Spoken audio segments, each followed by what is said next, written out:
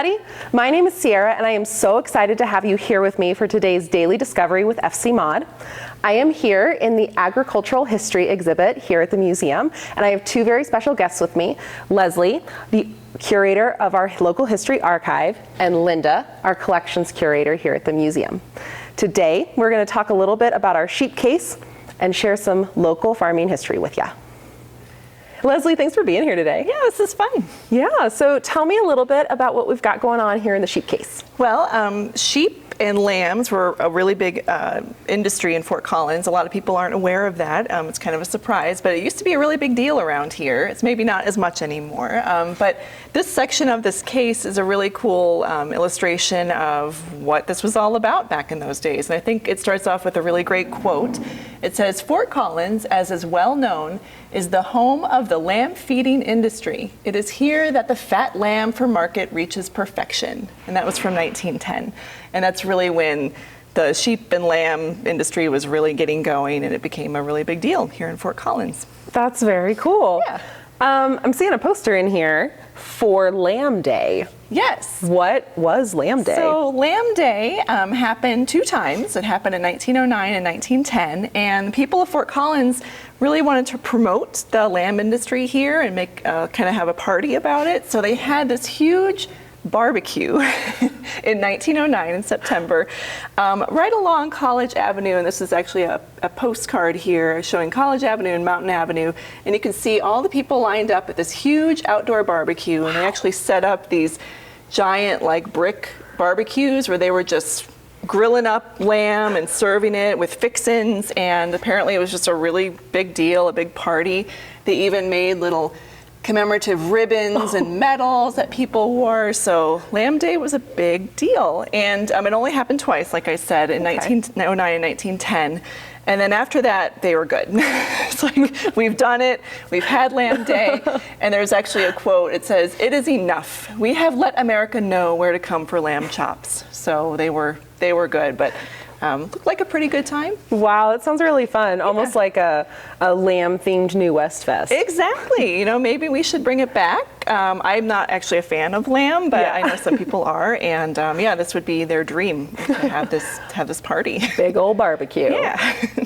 Awesome. Well, can you talk a little bit about the different lamb-related artifacts we have here in the case? Yeah, so obviously sheep and lamb are known not just for their meat, but also for their wool, which can be used to make yarn, clothing, other materials.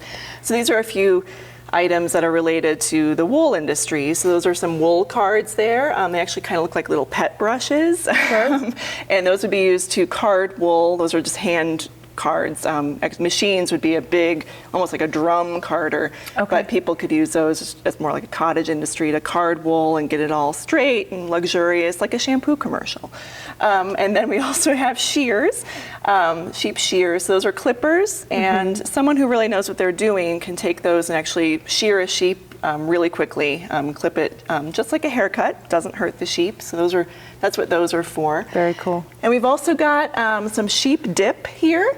Kind of sounds like crab dip, like you might dip sheep into it, but that's not what it was for. It was more like a flea dip. So you'd actually dip the sheep to get rid of any bugs and stuff on their wool. Okay. And we also have some sheep branding tools. So like cattle, sheep farmers would want to brand them so they could identify their animals. So instead of using like a hot branding iron, they would use ink. So this is just a little brand that you could dip into this branding liquid and stamp it on your sheep, and then you'd have to do it over and over because obviously you'd be trimming the wool off. So that's what this is all about. That is very cool. Thank you so much. Sure. Hey, Linda, thanks for being here today. Yeah, no problem. All right, tell me what we've got going on in this part of the sheep case. Yeah, well, what we're looking at here is sort of how our agricultural industry and heritage continued in Fort Collins.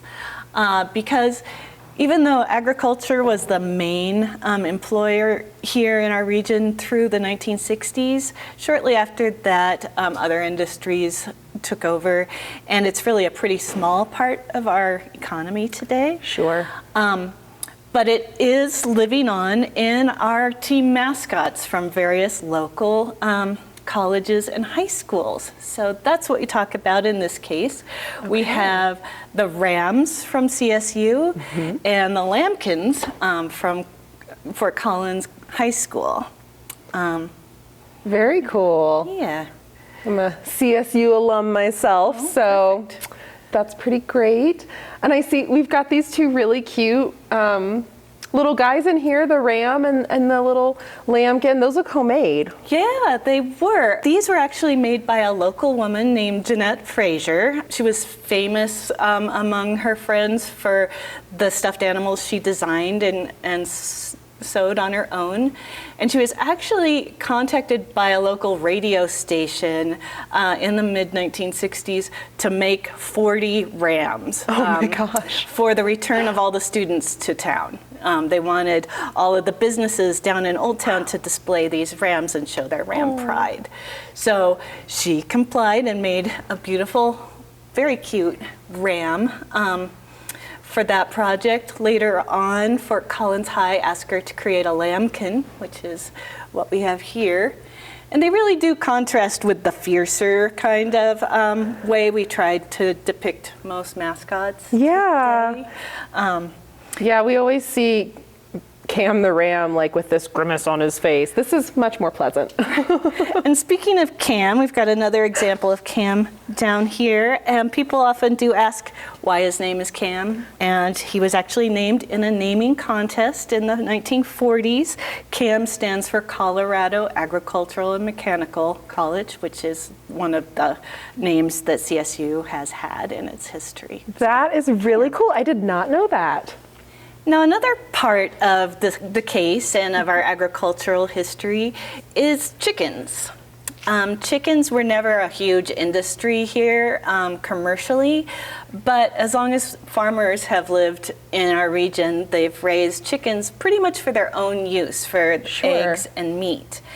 And during parts of our history, in particular the World Wars, World War I and World War II, the Extension Service through CSU encouraged people to raise chickens at home so that other types of meats could be reserved for our troops and for the Allies. Okay. So it was like a patriotic duty to have your few chickens in the back and use their meat and eggs for your home.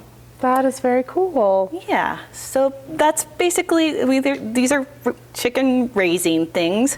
This little pink box is a chicken brooder to keep chicks warm. Oh. Yeah, so actually it would be heated by a light bulb and there'd just be a whole bunch of little chicks in there staying warm.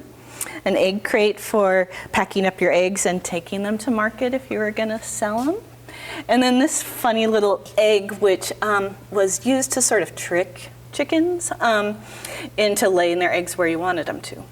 Very cool. Yeah. I know some local folks who have chickens in their backyards, and they use ceramic nesting eggs to trick them into laying in the right place. So that's very cool. Yeah, I'm glad you mentioned that because that has become something that's really had a revival here in Fort Collins. In 2008, the City Council approved backyard chicken raising so that people can do that tiny little home industry these days too. So cool. I am seeing this great big rooster in the back of this case here. He looks really interesting and must have a pretty cool story. He is interesting, and even more than he looks. And what he is, you can tell he's made up of a lot of different plants. This was a farm wives group got together and they identified all the different grains that are raised in Colorado and collected them all and made a chicken with them. That is so cool. What we have here. Oh my gosh. That's really neat. Thank you so much, Linda. You're welcome. Come back anytime. Thanks everyone for being here with us today. I hope you enjoyed learning and discovering more together. For more fun and exploration, you can visit the museum's website at fcmod.org/programs for more daily discovery. See you next time.